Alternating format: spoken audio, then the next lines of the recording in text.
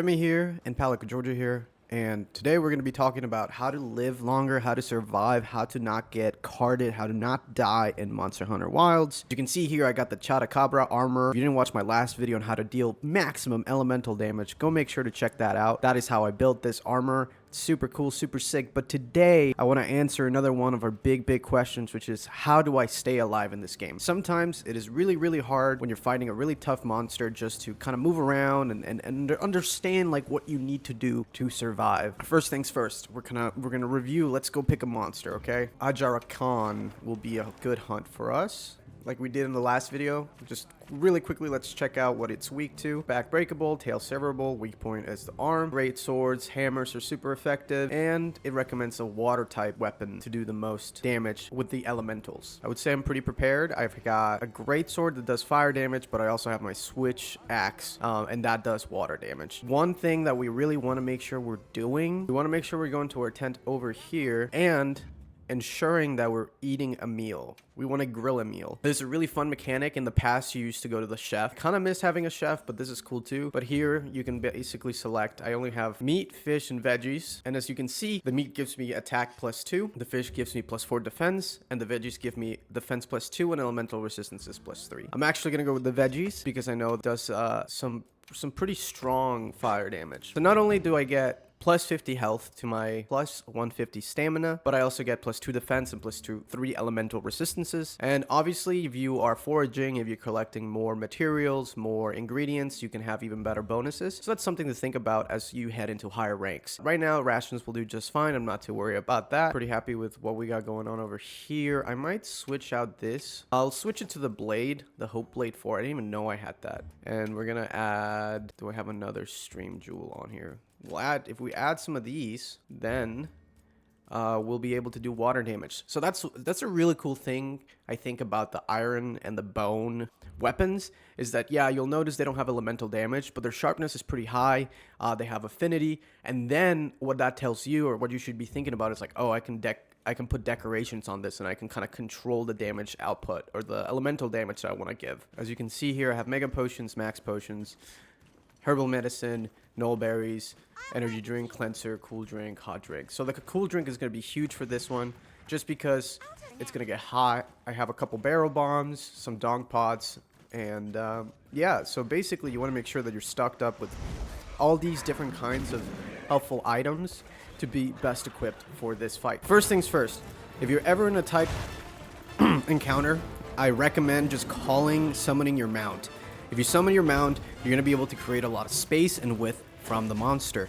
This will allow you to really just kind of get away from it, heal up, sharpen your weapon, switch out to your secondary weapon. My favorite thing about this game, I loved the ability to mount monsters in the Monster Hunter.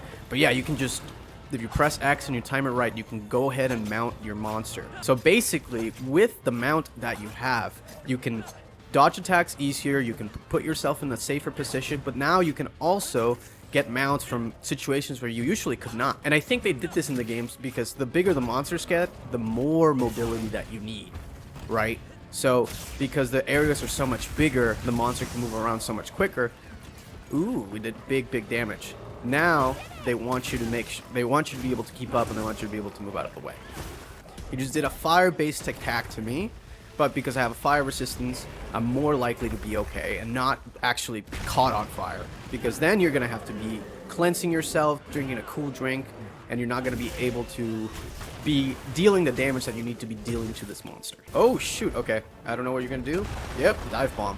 I feel like nowadays, I don't know, did you guys play Elden Ring? I feel like so many people play Elden Ring. And I think nowadays, right, dodging is such a mechanic that you just use on almost every game. But just remember to, oh, he's gonna do the dive bomb attack again. Dodge out of the way, come in, punish it.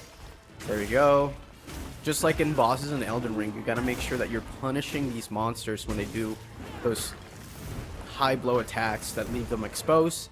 And the more that you learn the fights, the more that you're gonna understand when you need to dodge, what you need to be doing, and that will help you survive longer as well. And then let's do a crazy, yeah, dude. Let's jump on our little mount here. We have a camp there, so feel free to kind of if you need to restock, this is a good opportunity to go restock.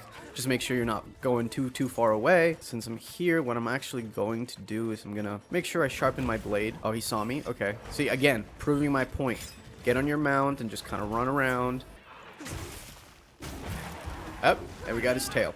Carve it in front of him. Show him who the man is. I don't know why I had invincibility there. He totally should have clapped me. Actually, let's go back up here. Alright, let's drink from our optimal health. Also, if you ever noticed when you're doing damage that there's a little red line above the number that tells you how much damage you did, that means that you did a critical. That's a crit. So if you're seeing those above them, that means that you hit a crit and you're doing more damage than you would have done otherwise. Dude, if you can get a buddy who plays the horn and he gets the earplug boost, oh, you're gonna be able to do so much more damage while doing that. So that's why it's so fun to be able to have friends that play all different kinds of like weapons in this game. And not only that, I would say that the combat on all weapons is enjoyable. Just like there's something for everybody, and I think that's what makes Monster Hunter World or Monster Hunter Wilds such a fun game, because it's about the thrill of the hunt. Oh shoot, that was a mistake.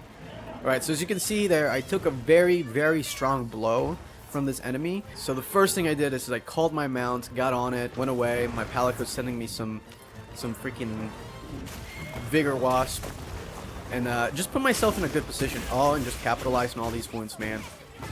There you go. And now he's down, and now, oh, what was that? Okay. And then we go. There's more wounds here. It's also good to kind of see what's around the environment that you can interact with. Right, so this allows me to get into, yep, exactly. So now I'm mounting it. I'm thinking about all the things that I can do with the environment around me. If you ever see those big like rocks, I recommend you try and get the monster under there or try to trap it underneath. Even, look, oh, okay, I thought he was gonna smash his head to try and get me off and do damage to himself. If you ever see those things that you can like knock down, they do so much damage. So it's something you definitely want to strategize for as well, and it's going to help you, again, maximize that damage, make sure that you're staying alive for as long as you really can, just to do so much more, and yeah, just like have fun. You can play this game with co-op, but you can play this by yourself just fine, and I think this is one of those games where you can be a solo hunter. It's just as fun, if not more fun, to play with your friends. So why wouldn't you play with your friends? He thinks this is done. We're not done, dude. What do you mean? That's disrespectful to me. Someone who enjoys the thrill of the hunt. Get me out of there. See? If you can just master that mobility, that tech right there, you're going to be in such a good position a lot more often. Put on the evasion mantle so I can have a higher probability of dodging his attacks. And then, yeah, let's...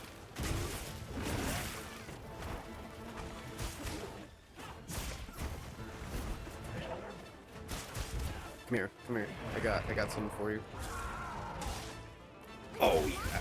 Oh, okay. Turf war alert. I'm gonna let them fight a little bit, right? There's no need for me to engage. That is a huge Rathian. Holy sh! All right, he's leaving. He's scared, as he should be. I'm also scared. I'm leaving. Let's get it going. Let's get it going. Okay, he's gonna sleep here. Oh no. So that was a mistake from my point. This seems like the area where he likes to rest. And I have large barrels, and when monsters are sleeping, the barrels that you do so much more damage. So if I would have waited a little bit longer, then it would have been asleep, and then I could have trapped it, or I could have put my barrels down and done even more. Oh my gosh! Another one! What is going on? I don't know. I think that might just... The dung pods? Somebody in the comments let me know, but that might just be for... No, it left it all. Okay, cool. It's gonna go sleep now. Let's get my... Do I not have my barrels, dude? Oh my... No, I do. Watch. Oh, brother. I don't know if he'll go to sleep. It seems like he still has a lot of health. Okay, he still has a lot of health. Let's flash it. Let's go. This is why we do it, boys. The thrill of the hunt. Ouchie. Let's do triangle. More. circle, circle, circle. Another pro tip, if you've ever wondered how you can tell if the monster's gonna go down, other than obviously, oh, I gotta get out, I gotta get out. If you look at the bottom left, right, you can see there's like a little, almost like heart rate, little chart, but that will tell you how weak it is. So, and eventually they'll start showing skulls, and that's how you know it's about to die. So that's when, if you're trapping monsters, that's when you should be getting your traps ready. I'm gonna stay a little bit behind it here. I want to make sure that as I'm hunting it, I think it might go to sleep next time. I really just want to blow up my barrels in front of it. Flash flies, use them, stun them, and okay. Always make sure to be using the critical strikes on the wounds. You want to break those, do damage. I think it's a new feature in this Monster Hunter, and honestly, I really like it. Oh, that was huge.